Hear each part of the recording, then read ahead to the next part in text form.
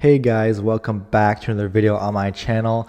It is November 2nd, 2024. We are 3 days away from election day. And in today's video, we're going to be analyzing the final video for my early voting analysis. I've done a few of these in the past. I did two previously. They've done pretty well. I've gotten a lot of views on them. And you guys seem to like the early vote analysis. So in today's video, we're going to be doing a final look at some early voting. That includes mail-in, and that includes the early in-person. We do have 70 million mail-in and early votes cast nationally, so that's quite a big number. Obviously, quite down from 2020, where I believe it was at least 80 to 85 million, but still a lot of people have already voted, and a lot more will be voting in the next few days and on election day. But before we continue on this video, please subscribe if you're new to this channel. Please like my content, put all your comments and suggestions in the section below, and check out my other content once you're done watching this video. And so since we're on Pennsylvania now on votecub.com, let us begin this video with the state of Pennsylvania. And this state has gotten a lot of attention. The polls have been really close. Donald Trump has a narrow half-a-point lead on average. And right now we do have Democrats obviously leading in the state, around 55% in the returns, 54% in the requests. Obviously, these are going to start matching each other. So I'm going to use the requests because eventually the returns are going to become the requests. Republicans are just returning their ballots a little bit later, but we do have 54.6% Democrats, 32.5% Republicans, and we have 12.8% other. Checking from this map, we see quite a lot of blue. The most blue we see is obviously going to be down here in the southeastern part and around Pittsburgh over here. The most Republican parts are going to be most of the middle of the state, and this kind of T, if you look, you can see kind of like a T of red. And that's mainly the most Republican areas. But we do have 1.2 million ballots requested by Democrats. We have 750,000, 715,000 requests by Republicans. And many of you may be asking, what's the significance of this? Who's really doing better? And I will tell you that Republicans are doing better because they are outpacing their margins from the 2020 election. Democrats are actually down significantly.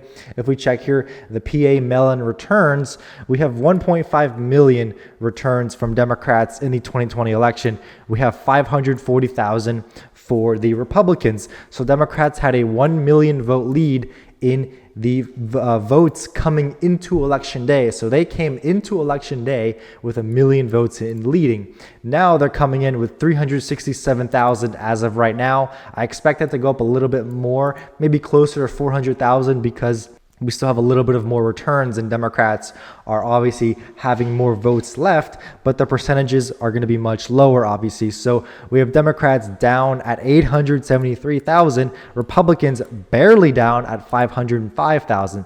So Republicans have closed the gap from around 1 million votes, more than 1 million, all the way down to under 400,000. And so that's a big theme with the state of Pennsylvania, is Democrats are not turning out at the rates that they used to turn out in the 2020 election. And most of those turnout drops are coming from Philadelphia right here. Philadelphia County, the city, is heavily Democratic. We see here a 79% Democratic requests to only 8.8% Republicans, so extremely Democrat favored. But comparing that to 2020, Republicans have remained pretty steady in their requests, around 20-ish thousand. Democrats are actually down around 90-something thousand votes in those requests. So Democrats have to make up 90-something thousand, 100,000 votes. So Democrats have to make up already 100,000 in the Philadelphia. They have to make up in Pittsburgh. If they want to be able to hold off the Republicans coming out on election day like they always do, they have to catch up their discrepancy in the in-person votes. And polls have come out showing us that the Republicans are still leading by over 10 points in in-person election day voting. So if that ends up coming true, there is not really much of a path that Harris has in the state of Pennsylvania. Let's now move on to the next state, and that's going to be the state of Wisconsin. Now, Wisconsin is one of the states that does not register by party. So I'm just going to go through this and just show you what it says. We've had 645,000 requests. 83.7% of those people have returned their ballots. So we have 537 returned ballots. We have 104,000 people that have not returned their ballot yet. And then we have 801,000 early in-person votes so far. So the early in-person votes are outnumbering the mail-in votes, which is what we expected. Going off of what I've heard, the turnout in Milwaukee is actually not that high at all, and the turnout in the pretty conservative WOW counties right here, these three counties, are a lot higher. As you can see, the county Milwaukee is actually a lot more light blue than we usually anticipate, which means the turnout is not that good among that county in the votes we do have so far. And so if we are really looking at this right now, it's very, very hard to make any sort of conclusion. But from the turnout that we do see, Republican counties are doing a lot better than Democrat counties. And so that's all I can really tell you about the state of Wisconsin. There is no party registration for me to tell about that. So that's all I'm going to say and leave it just based on that. And let's go straight to Florida now. This is going to be a quick one because most of us already know how Florida is going, but Republicans actually lead by 12 points. They have 44% of the early votes. Democrats are at 32.7. And then we have no party affiliation at 20 points. And so looking at this real quick, we can see Miami-Dade County is red. Biden won that by 8. Hillsborough County is also red. Biden also won that by close to 10. We have Pinellas County, which is also red, and Biden won that by 2.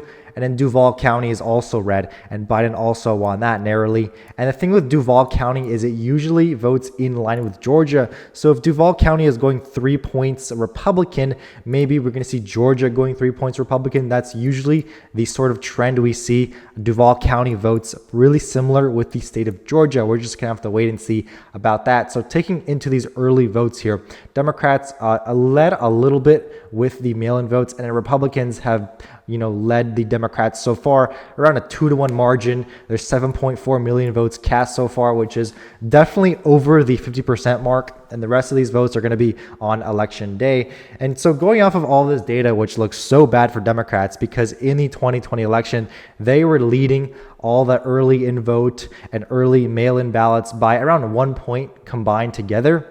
And so this is a huge swing to the right. And so I do expect the Republican Donald Trump to be able to win the state by over 10 points because of that. And now let's go to the state of North Carolina. And North Carolina is one of the great battleground states, a state that both campaigns need to win. There's 4.1 million total early votes cast so far. Pretty high turnout, only 219 mail-in votes, and almost 4 million in-person votes. Early voting is almost done, and right now Republicans do have around a 1 point lead over Democrats. Others represent a majority at 1.4 million. Republicans also 1.4 million, 17,000 less. Democrats are at 1.35 million, so they're running 50,000 votes shy of Republicans. And comparing this to the 2020 election, if we want to check this out, in the state of North Carolina, Democrats are actually leading by a pretty considerable amount. Going over just the mail-in votes, they were leading 46-20. And now going to the final vote in the state of North Carolina, Democrats led by 6.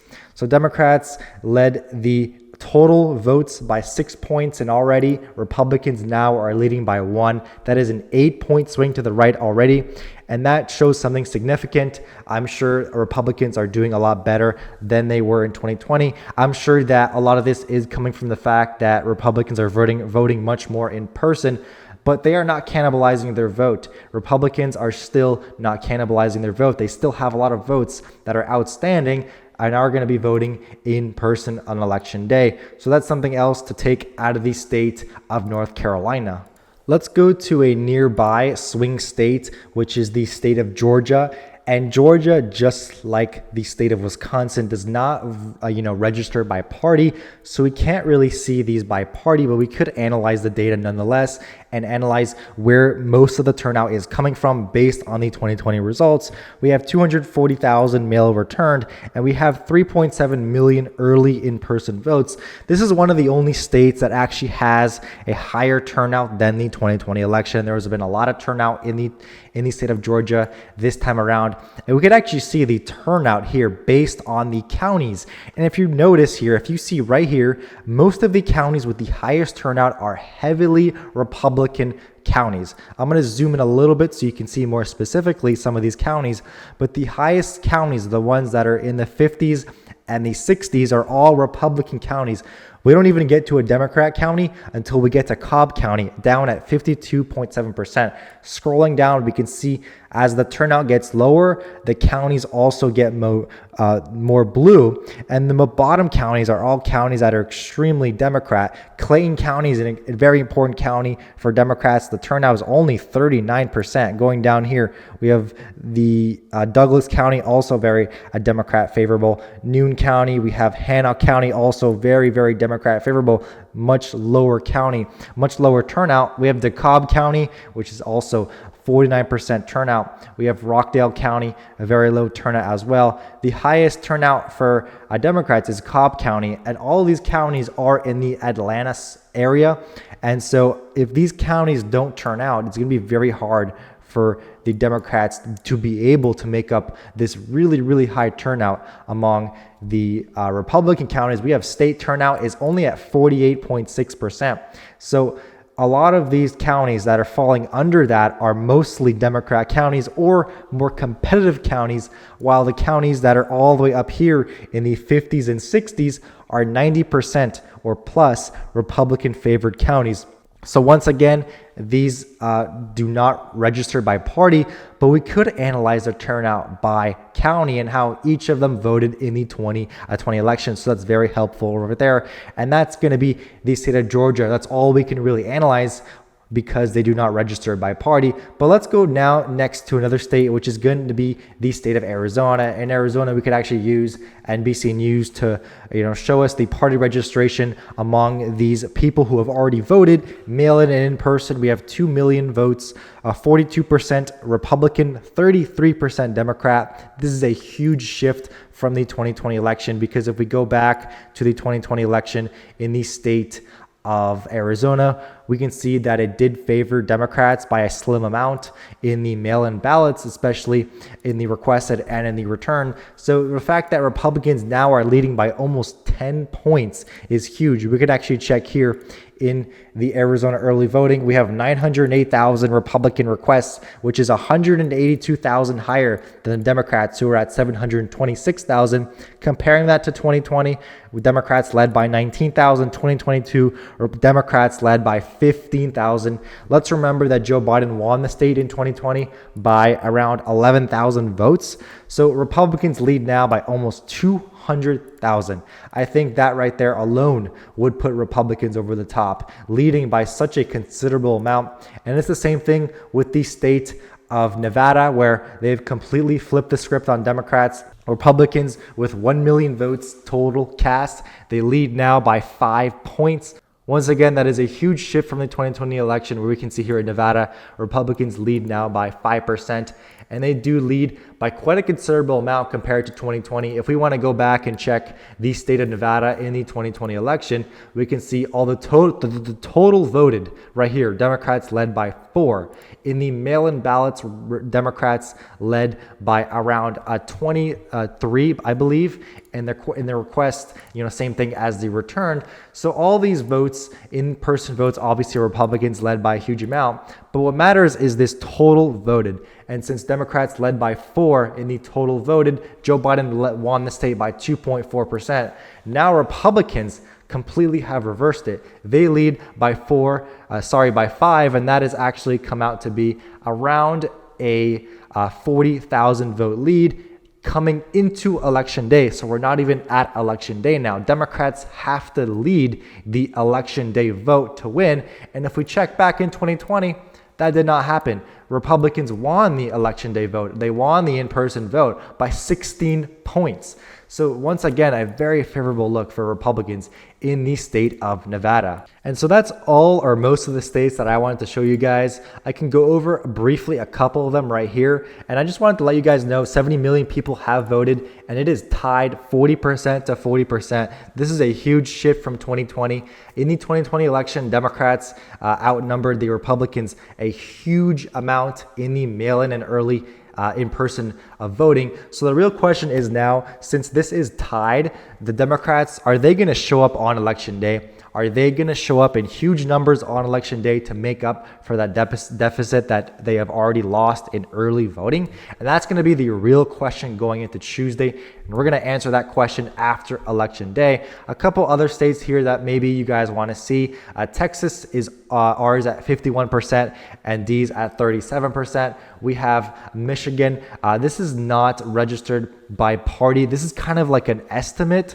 Democrats at 46 and the GOP at 43%. Maybe some other states that maybe we can go over, like the state of New Hampshire, where Democrats have a 4-point lead. In the state of Virginia, they have an 11-point lead in the early voting. Maybe some states that lean more to Republicans. Let's go over, for example, the state of Nebraska, where Republicans leading by around 12 to 13 points. A couple interesting states. Alaska is very independent heavy, but Democrats are still only at 17%. Another one that favors Democrats, where Republicans are only at 15%. So obviously early voting is not everything. As you can see, some of these numbers are really, really weird. Like in the state of Massachusetts, Republicans are only 8%, but a lot of these other do vote Republican. So that makes up for the deficit there. But that's going to be all for today's video. Thank you guys so much for watching. I'm going to release my final election prediction on Monday, so stay tuned for that. But I'll check you guys out in the next one.